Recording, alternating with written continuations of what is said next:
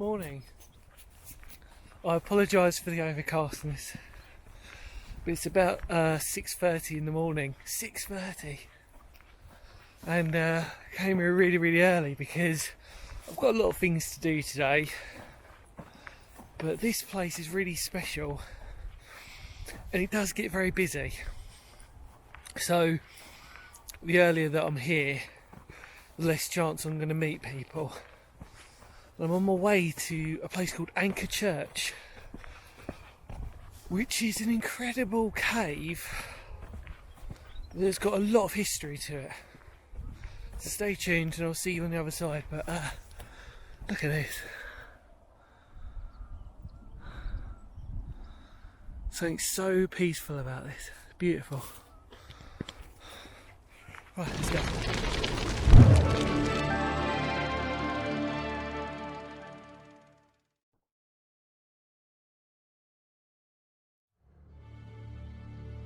In southern Derbyshire lies a series of caves like no other. Known by many as Anchor Church, this mysterious site built within a sandstone outcrop has seen many different phases throughout its life.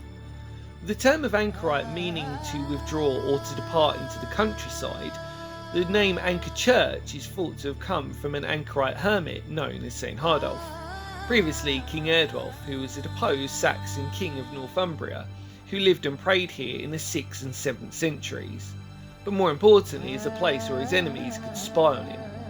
And although local legend, a study made by the Royal Agricultural University, this would help put evidence to the cave being thought as one of the oldest intact domestic interiors found in the UK, thus making the legend more fact than fiction. But fast forward in time, its real first mention came when it was noted in 1715 as a large cave dug out of rock in the form of a chapel. Then, when in the 18th century the Burdett family of Fourmaker Hall enlarged the caves to the present size, fitting a door in 1845 and some additional brickwork, including a set of steps to the main entrance, and with Sir Francis Burdett using the caves as a summer house to hold lavish summer picnics.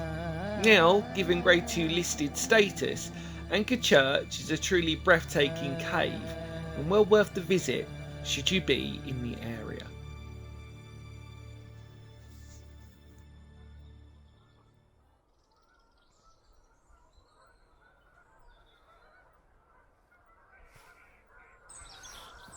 Pretty special, don't you think? Obviously, like, it's kind of strange for me because I kind of feel like I've been to plenty of caves in my life, and yet I still get surprised when I see a new one.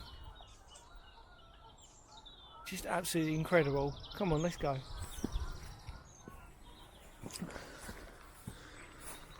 Look at this. This is spectacular.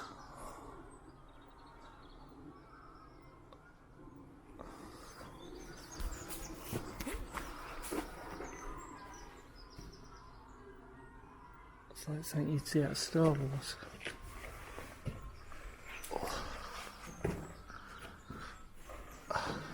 This, wow. Like I say, it's a very popular place, so I'm not surprised when I do see a lot of graffiti. But it's got that usual smell of sort of burning, urine, smells of alcohol, usual sort of smells that you'd associate. Because I suppose when you're in a cave like this, it does retain those sort of smells, especially early in the morning. So like I said, it's about 6:30 in the morning. We've just gone past that, coming up towards 7, and that damp smell is so familiar. But what an incredible place.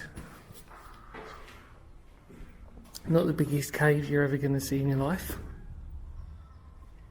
but nevertheless incredibly special. You can see, obviously, again, I always refer to this of when you look up and how black that is, and that's normally because people have been burning, so you get the smoke and it just sort of seems to stick to the walls. But wow, what an incredible place. Like I said, it just sort of has this mesmerising quality to it because of how early it is in the morning. And there's the River Trent is what you can see down there. So it sort of meanders its way across, and that's kind of the path that you follow.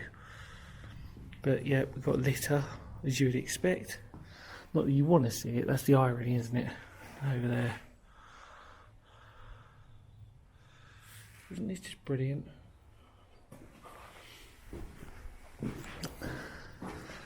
You can see, when you look close enough, you can see there's bricks. Can you see that? And that's obviously from the habitation that's been here. You see all these bricks? Isn't that amazing? So when you look at it, you think, oh, okay, this is like a cave, but then the closer you look, the more hidden secrets it seems to reveal for itself. How beautiful. Good old torch, doing really well.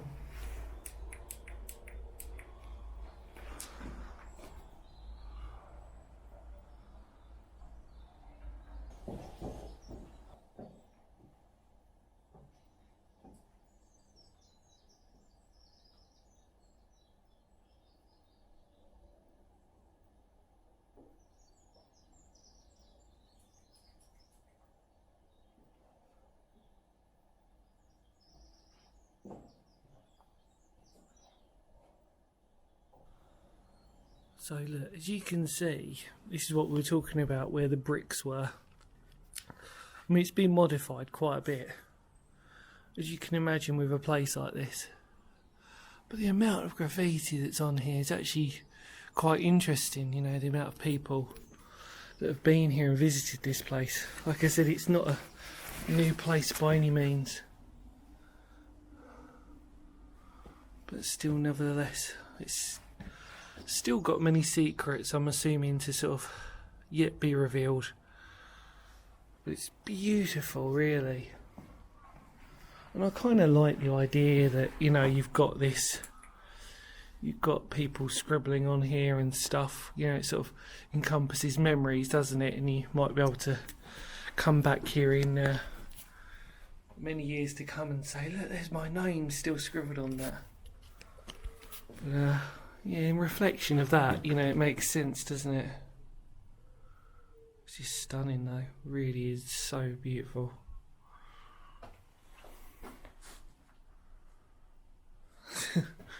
I just sort of look and I see like another bit of a name or something there. And then, like I said, we'll look through. Let's go through to the other side.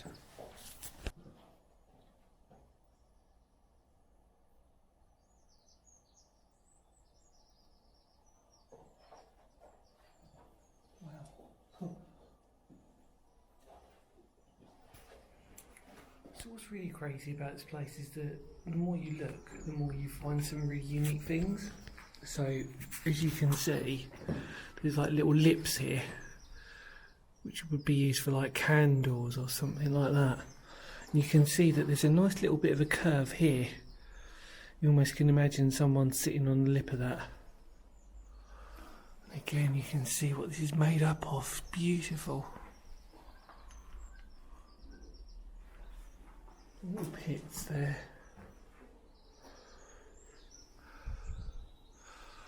These disused cobwebs as we walk through. Again, looking at these tiny little crevices that I assume would probably hold some little tea lamp or something that people have carved in. And then again, looking over here, almost like an exclamation mark.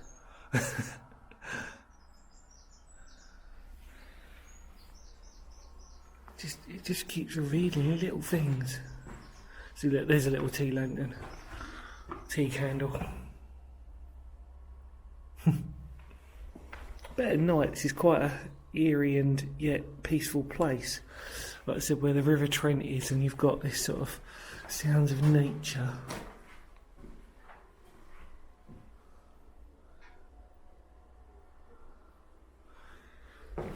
So if you look there, right, so I need to stand back for this. You can see that it looks like there's beams that probably would have gone across or something, because if you look there, you see these slats here, they correspond with a couple of slats over there. I wonder if that was built so that you'd have like a couple of, because it's about the same height, so that one, yeah, it's about the same height as that one, same as that.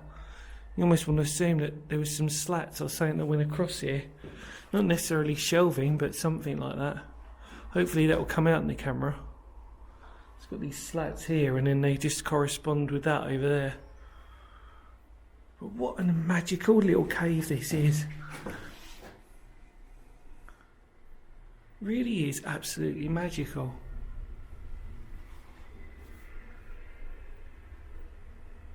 Little window. Brilliant, isn't it? Right, so what I wanted to do, you can hear the workers on the opposite side are just starting to sort of get busy for their day of work, if that makes sense. I thought I'd just come around here to show you the outer curve of this. So you can see it sort of forms down this ditch and then it hugs this river so well. Like I said, for obvious purposes. I mean, like I said, you knew that in your history lesson, but I mean the point for us today is just to sort of put everything in a sort of in its matching state of what matches with its history. And what I love about this is you can see you could hang on, there you go, a tree with nature ploughing its way through this. Simply brilliant.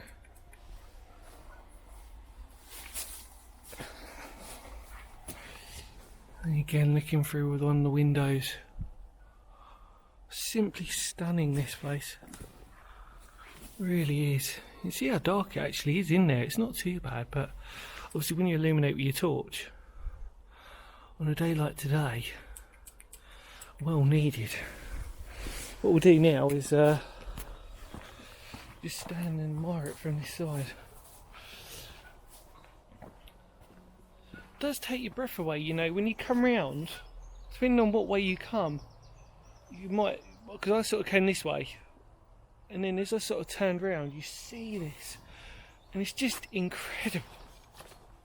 It really does belong on a set of, I know everybody says it, but like a Star Wars set or something, do you know what I mean? But again, the best thing about this is it's free. You know, and you're not breaking any rules. You can come down here, hence why I'm down here so early this morning, because it is so popular. It does get really popular. And I'm glad I came down here this early. Look at that though. And obviously the fact of the matter is that with the weather helping, you know, just mould it even more. It's just amazing. So stunning to look at, really is.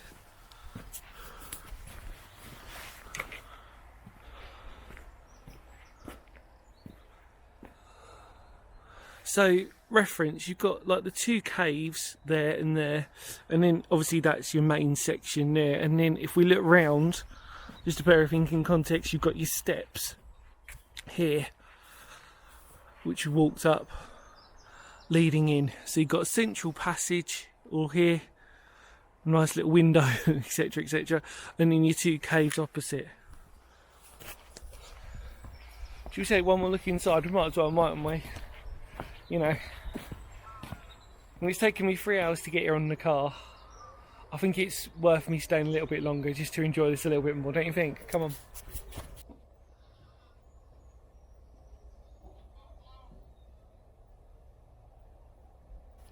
So, it's starting to rain a little bit, but we'll be alright, I think. Little mild drizzle of rain, which I sort of was expecting in the forecast, so it doesn't really matter, we're going to be okay, aren't we? But, oh, I'm in love with this place. Simply beautiful. So, like I said, so we've come down here, have a look up here, and God, the builders are really doing stuff over there today. And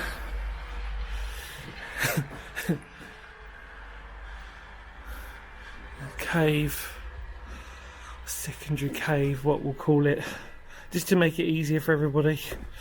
And then to walk through, got another one here. Didn't really show you this one properly. If I stand back, oh, it's like this dome-like structure, isn't it? Amazing. And then there's a second one. Mirrors those two over there, and then again with these tiny little beautifully etched out little holders. And then as we walk through to the main corridor, we'll call it that for today, looking up as we always do, seeing how black this is just from the smoke and everything else. And then looking at our pillars, 1, 2. Brilliant, isn't it? Simply brilliant. Looking around. Amazing.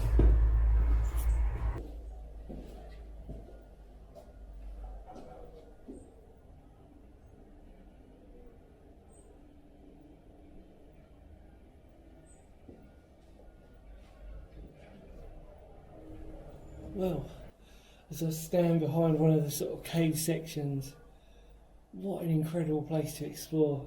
Really was worth the trip up here. Always this site reminds me of the fact of no two caves are ever the same.